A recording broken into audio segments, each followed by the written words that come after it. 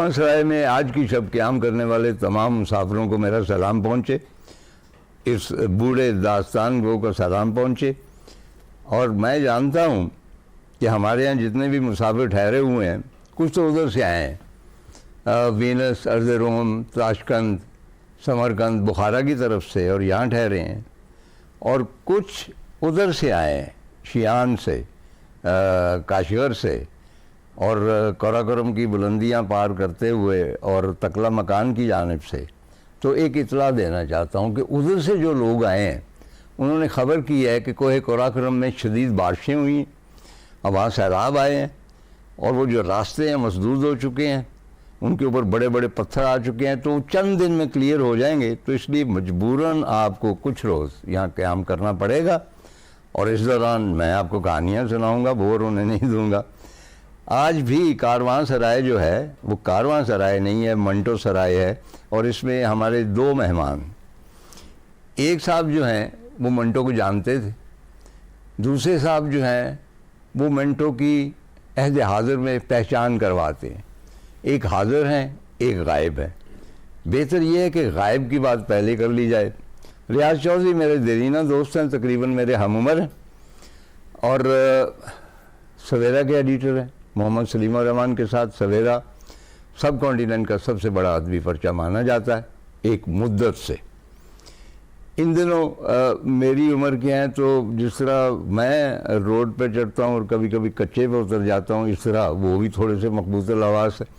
چنانچہ اس کھوج کے دوران، منٹو کی کھوج کے دوران، میں چاہتا تھا کہ وہ ہمارے پروگرام میں تشریف لائیں، لیکن وہ ذرا کھوئے سے زیادہ ہے، تو انہوں نے ان سے باتیں کی۔ اب باتیں بھی بڑی مشکل سے کی، میں نے بتایا نا کہ کچے پہ اتر جاتے ہیں۔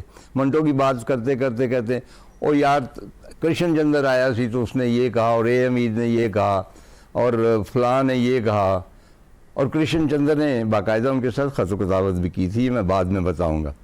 تو ان کو لائن پہ لگانا بڑا مشکل ہے، تو جو کچھ بھی میں نے ان سے اخذ کیا میں ان کی زبانی بیان کرتا ہوں۔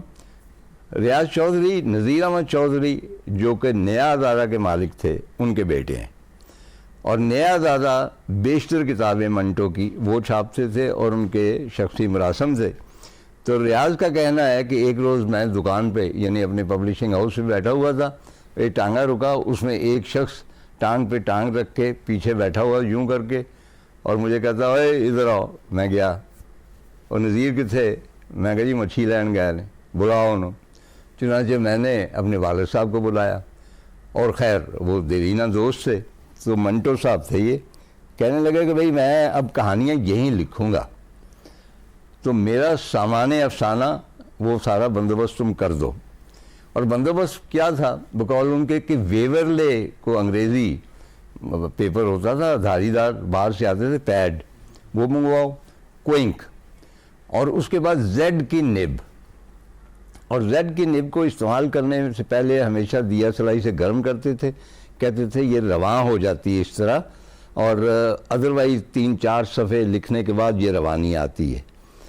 تو اس سے ظاہر یہ بھی ہوتا ہے کہ وہ پین سے نہیں لکھتے تھے، یعنی کہنے لگے کہ مثلا لکھ رہے ہیں بیٹھ کے، تو چائے میں مکھی گر گئی، تو وہ ہولڈر سے اس کو خوب ہلاتے تھے، گوتے دیتے تھے، اینڈ ہی بلیوڈ کہ بھئی مکھی کے ایک پر میں زہر ہوتا ہے، دوسرے میں تریاق ہوتا ہے، اس کو خوب ہلائیں تو ٹھیک ہو جاتا ہے۔ ایک تو بار توام پرستی تھی، منٹو صاحب یقین رکھتے تھے، اور کہنے لگے کہ میرا بستر بھی یہیں بچھا دو، میں نے آرام کرنا ہوتا ہے، تو کہنے لگے میں گھر سے لے آؤں۔ انہوں نے کہا نہیں، یہ جو کاغذ کے ریم ہے وہ گول ہوتے تھے، رول کاغذ کے ان دنوں، آج کل پتہ نہیں کس صورت میں آتا ہے، تو وہ نیچے بچھا دو اور سرانے 3-4 کتابیں رکھ دو، یعنی اسی کو وہ اہل زبان کہتے ہیں نا کہ اوڑھنا بچھونا عادت، تو یہ منٹو صاحب کا تھا۔ ایک اور انٹرسٹنگ بات ریاض نے بتائی کہ جب وہ اپنے وہ جو کاغذ کے بستر پہ لیٹتے تھے، کبھی کبھار سو جاتے تھے، ہاتھ میں سگریٹ ہے، اور سوئے ہوئے بھی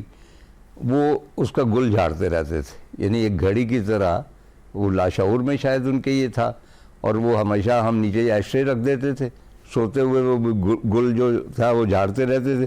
اچھا، سگریٹ جو پیتے تھے ہمارے لیے نامانوس ہو سکتے ہیں، تو وہ میں نے نوٹ کیے ہیں کہ 355 کے 355 10 ہوتے تھے، اور لال بلی والے بھی سگریٹ ہوتے تھے، اور وائٹ ہارس وہ پسند فرماتے تھے، لیکن بیئر کی بھی ان کو طلب ہوتی تھی۔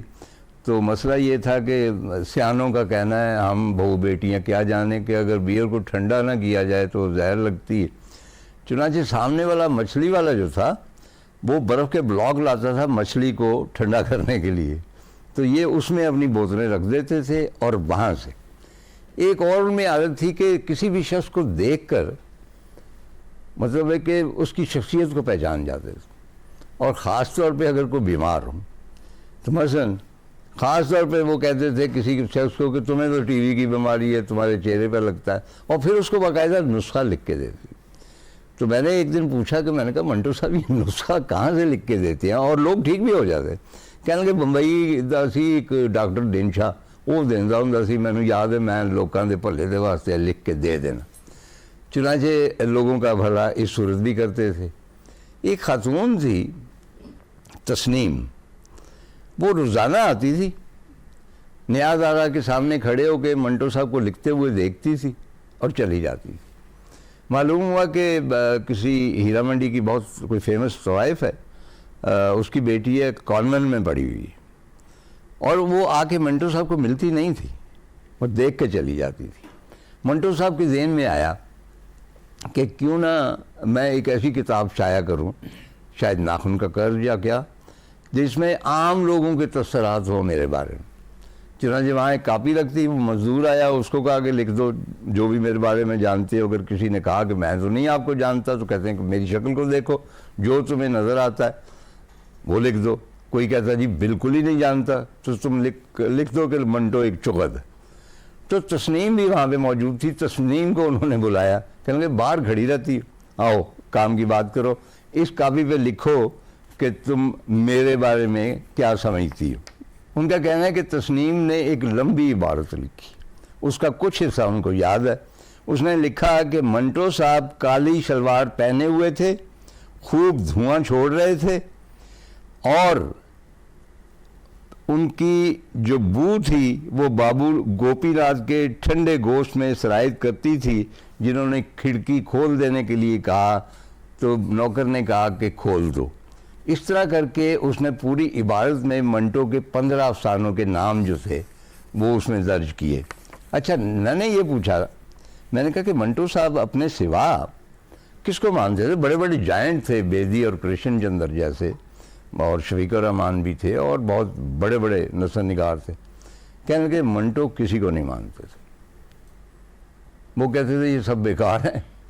ہاں، غالب کو بہت مانتے تھے، اور کہتے تھے کہ شاعری میں غالب ہے، نثر میں ہوں، اور اسی لیے انہوں نے بہت ساری کتابوں کے عنوان جو ہیں وہ غالب سے مستعار لیے، مثلا نمرود کی خدائی، لذت سنگ، اور مہر درخشاں وغیرہ وغیرہ۔ کہتے کہ جی 25 روپے روز ان کو افسانے کے ملتے تھے، روزانہ 25 روپے، اور روزانہ ہی لکھتے تھے۔ اس میں سے اپنا خرچہ، آپ جانتے ہیں کہ ان کا خرچہ کیا ہوتا تھا، وہ نکال کے باقی وہ صفیہ آپا کو دے دیتے تھے۔ اچھا، ایک اور جو میں یہ 4-5 پروگرام کیے ہیں، کہ ریاض کا بھی کہنا ہے کہ میں نے انہیں کبھی حواس باختہ یا ڈرنک نہیں دیکھا۔ موج میں ہوتے تھے، لیکن وہ جو کانسیپٹ ہے نا ہمارے ذہن میں خمار کا یا شرابی لوگوں کا، اس پر وہ پورے نہیں اترتے تھے۔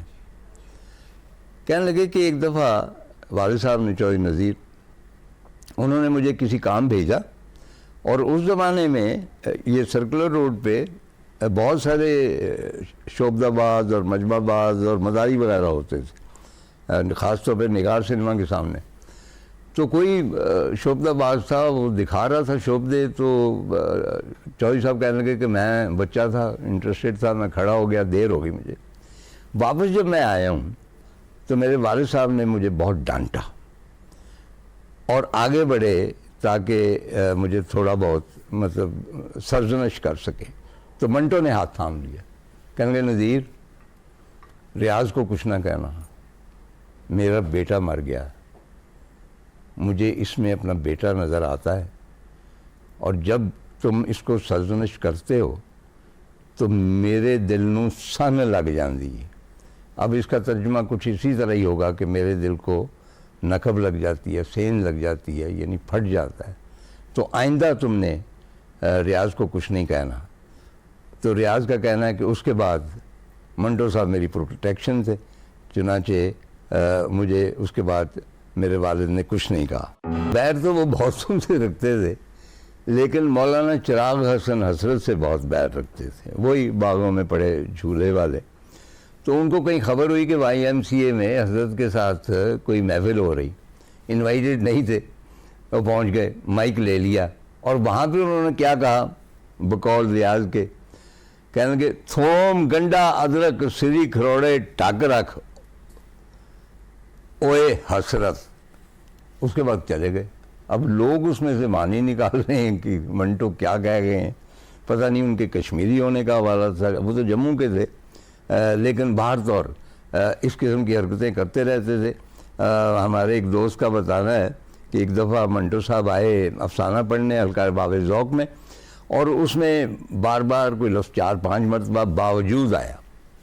تو وہاں بیٹھے ہوئے بعد میں جب کرٹیسزم شروع ہوتی ہے اور مصنف کو بولنے کا حق نہیں دیا جاتا، تو ایک صاحب کہنے لگے کہ جی منٹو صاحب تو ماشاءاللہ اتنے بڑے ادیب ہیں، ان کی تو مطلب دھوم ہے ساری دنیا میں، لیکن اس افسانے میں ہماری سمجھ میں نہیں آتا کہ یہ جو باوجود ہے یہ سعودی تاثرات دینے کے لیے ہے یا جدلیاتی نظام کے تحت استعمال کیا گیا. وہاں سے منٹو صاحب نے کچھ نہیں کہا، باہر آ کے اس کا گریبان پکڑ لیا، کہنے لگا میں تینوں دسنا باوجود کی ہوں. اس کے بعد جو انہوں نے ایکسپلینیشن دی وہ میں نہیں دے سکتا یہاں. کہنے کا مطلب یہ ہے کہ بہت ناراض ہوتے تھے.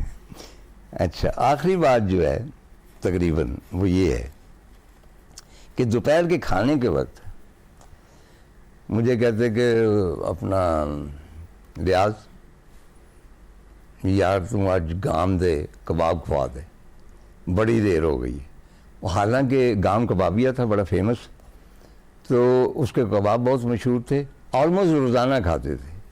ان کا کہنا ہے کہ ایک آنے کا کباب ہوتا تھا، ایک آنے کا نان، بڑے شوق سے کھاتے تھے.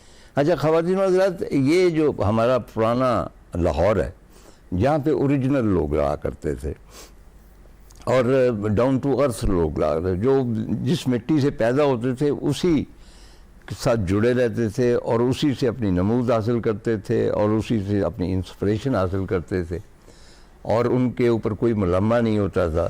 تو ان زمانوں میں استاد گام بہت مشہور تھے شاعر کے طور پہ. ان کے ساتھ استاد عشق لہر وہ بھی بہت مشہور تھے، یہ بڑے شاعر تھے. تو استاد گام کے بارے میں مشہور ہے کہ کسی نے پوچھا استاد بڑا شاعر کون سا ہوتا ہے، تو اس نے کہا کہ جس کے ساتھ ہاکیاں والے زیادہ ہوں، کیونکہ ہر استاد اپنے ساتھ 5-6 ہاکیوں والے لے کے جاتا تھا، اور مطلب کہ اگر آڈینس داد نہیں دیتی تھی استاد کو تو وہ ہاکیوں والے ان کو داد دینے پر مجبور کر دیتے تھے. تو استاد کو ایک بڑی پرابلم تھی کہ جو مشاعرہ پڑھتے وہاں پہ لوگوں نے نعرے لگانے مد مقابل جو تھے کہ کبابیہ جے کہ تو شاعر ہو گیا.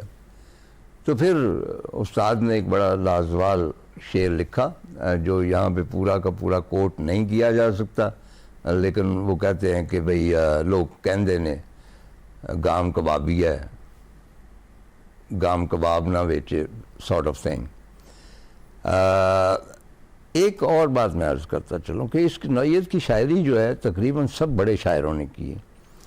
ایک شام تھی، منور سعید میرے بڑے عزیز دوست، ان کی بیگم بھی، ان کے چچا تھے جون ایلیا.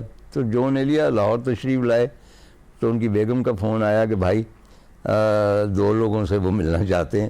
مجھے نہیں معلوم کہ مجھے کیوں ملنا چاہتے تھے، باہر طور آپ سے، اور دوسرے ان کے پرانے دیرینہ دوست ہیں ضیاء محی الدین سے. تو وہ جو محفل ہوئی، جون ایلیا تھے، ضیاء محی الدین اور میں، تو وہاں پہ ضیاء محی الدین نے مجھے بتایا کہ میں ان دنوں مختلف جو بڑے شاعر ہیں ان کا پورنو تو نہیں کہنا چاہیے لیکن ہزلیہ میرا خیال ہے کوئی لفظ ہے، وہ کلام وہ جمع کر رہے تھے، اور انہوں نے کچھ ہمیں سنایا بھی جو بہت عمدہ کلام تھا. تو کہنے لگے جی کہ وہ میں نے کلیکشن کی ہوئی ہے. بہت بعد میں تب ان کی صحت بھی ذرا ڈاؤن ہو چکی تھی. تو ایسے ہی ملاقات ہوئی سرسری سی, تو میں نے کہا یار صاحب وہ کیا ہوا, اس کو چھپوانا نہیں. کہنے لگے کیوں مروانا ہے مینوں, کیونکہ یہاں کے تھے نا وہ بھی قصور وغیرہ کے تھے, تو جب آٹومیٹک ایکسپریشن آتا تھا پنجابی میں نہیں آتا تھا.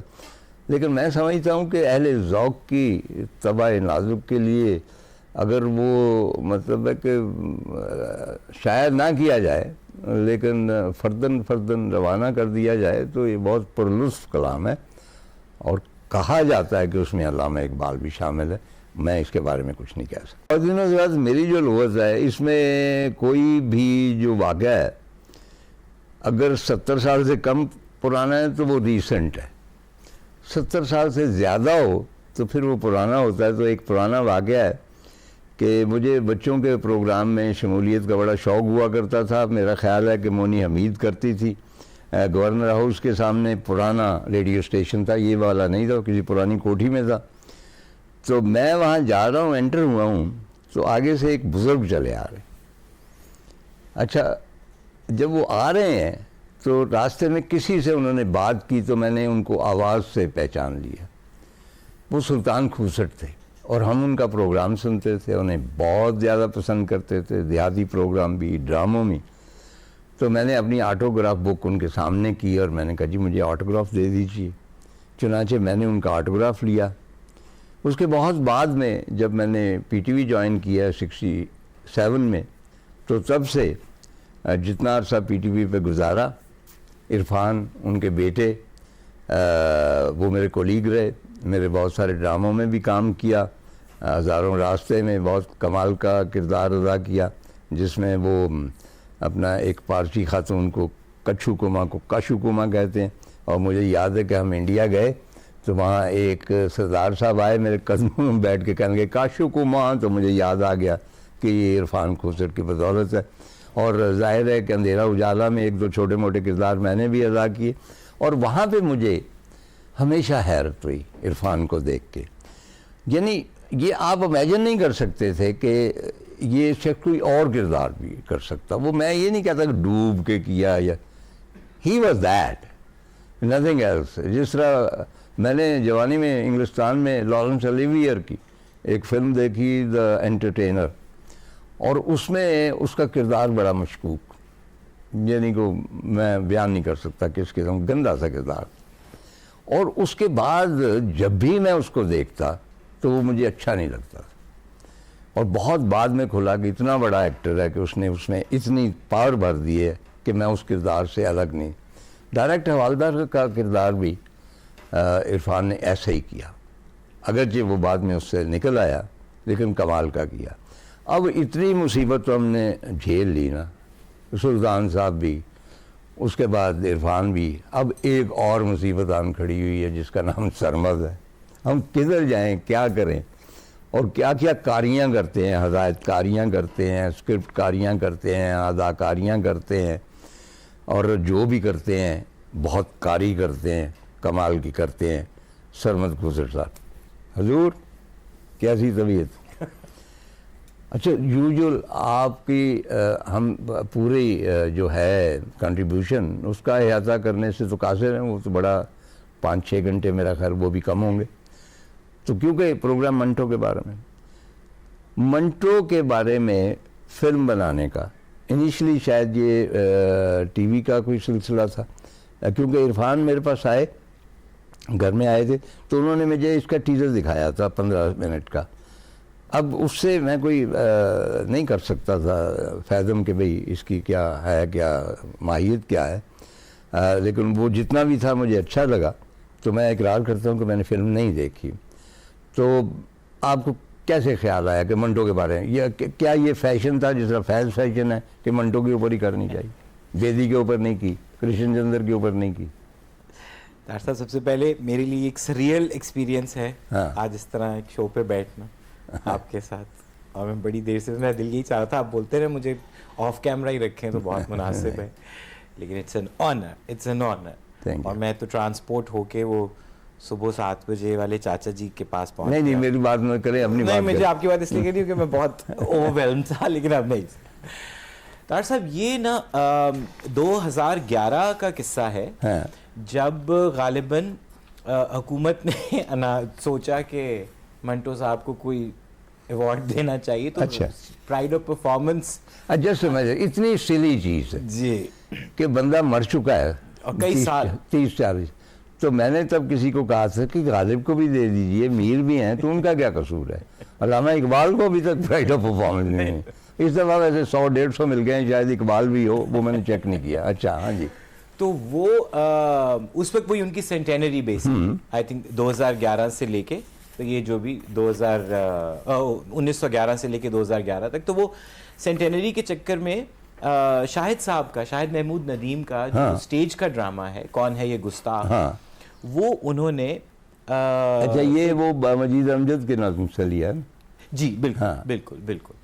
تو انہوں نے اس کی کہیں پچ آن اے زون کی ایک پرائیویٹ چینل کو کہ یہ منٹو کا سال ہے یا اس سال اب ہم منٹو کو ری اون کرنے کی کوشش کر رہے ہیں.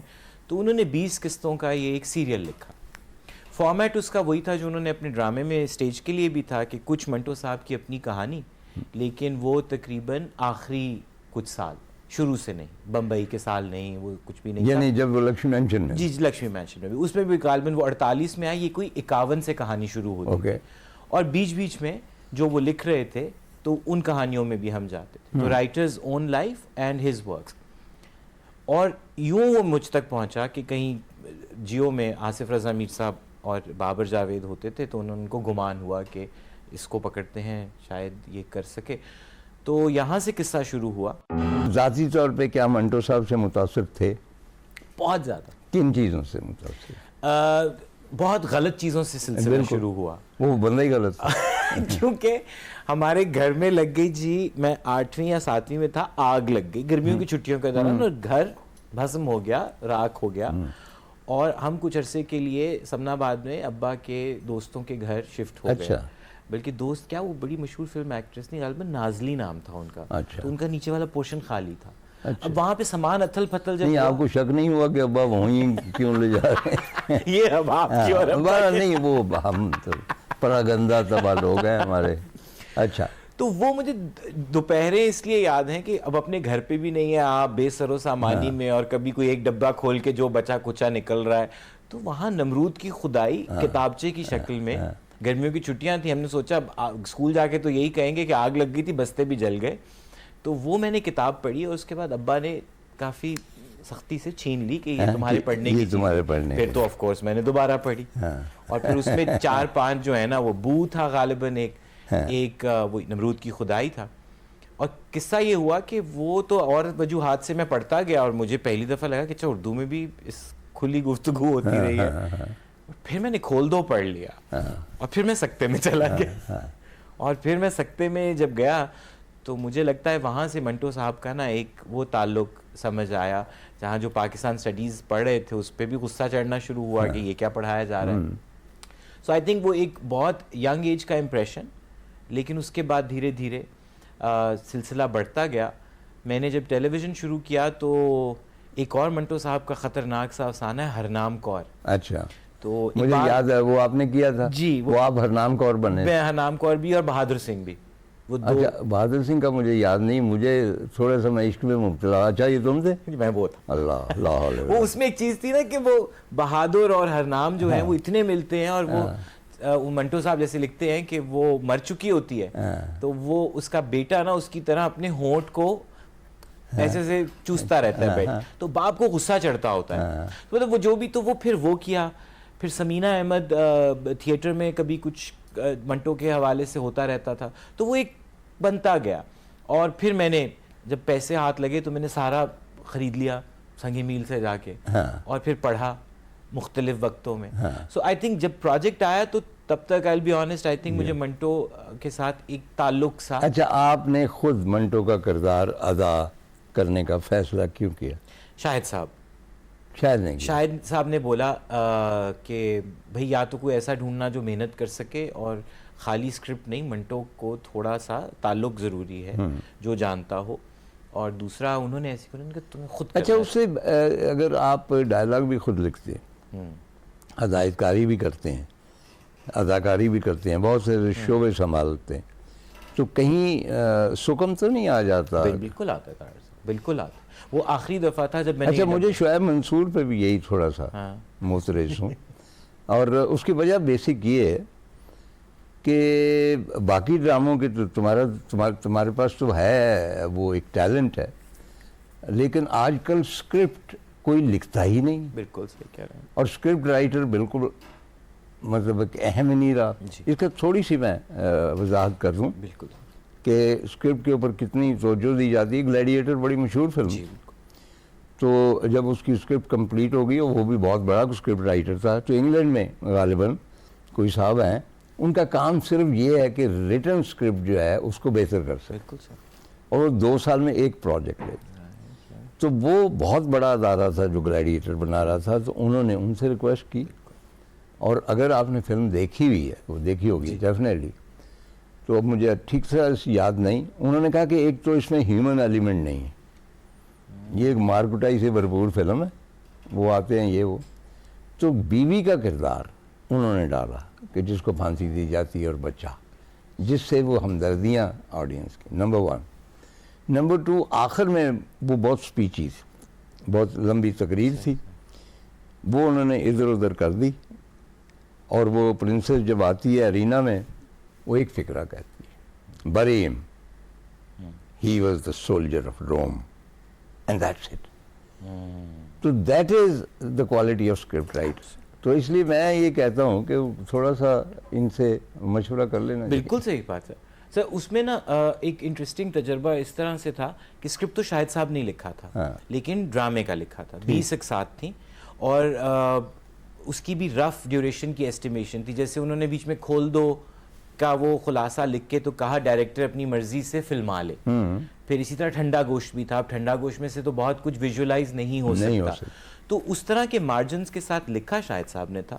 میں نے جو ڈبل رول کیا وہ ڈائریکٹر اور ایکٹر کا کیا, اور وہ آپ کی بات سے مکمل طور پہ متفق ہوتے ہوئے میں یہ کہنا چاہوں گا کہ اس کے بعد دوبارہ میں نے نہیں کیا, کیونکہ مجھے لگا یہ تو آپ کی نروز کا بھی امتحان ہے.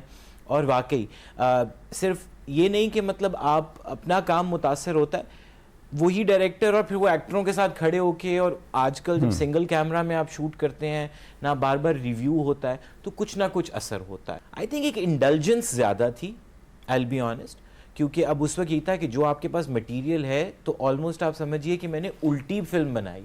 یہ نندیتا نے جو فلم بنائی, آپ نے جو بنائی, دونوں کا نقطۂ نظر ظاہر ہے ڈفرینٹ ہے.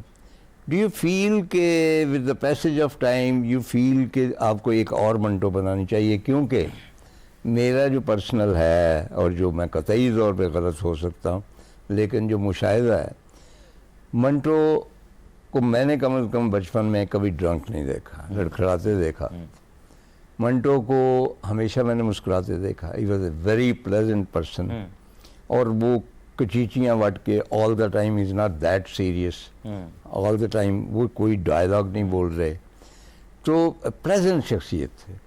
تو اوور آل جو منٹو تخلیق کیا گیا, آپ کا نہیں مجھے پتا, لیکن نندیتا کا بھی, وہ بھی آل دا ٹائم وہ ڈائلاگ بول رہے ہیں, اور ایک ہائی پچ میں ہر چیز کے بارے میں یہ وہ سارا کچھ.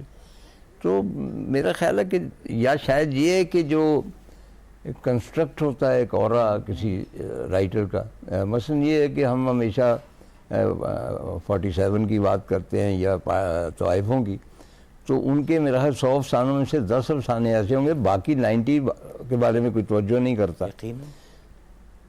بالکل صحیح کہہ رہے ہیں طاہر صاحب. میرے ساتھ صرف ایک المیہ یہ تھا تھوڑا سا کہ چونکہ ہم 51 سے 55 بالکل آخری 4 سال دیکھ رہے تھے, اور تب وہ the burden and his conflict with partition, اور وہ بھی, اور شاہد صاحب نے چونکہ لکھا ہوا تھا تو ہمیں اسی بریکٹ میں. اچھا, آپ نے جب ڈائلاگ ادا کیے تو آپ نے ٹپیکل اس میں اردو لب و لہجے میں کیے یا پنجابی میں؟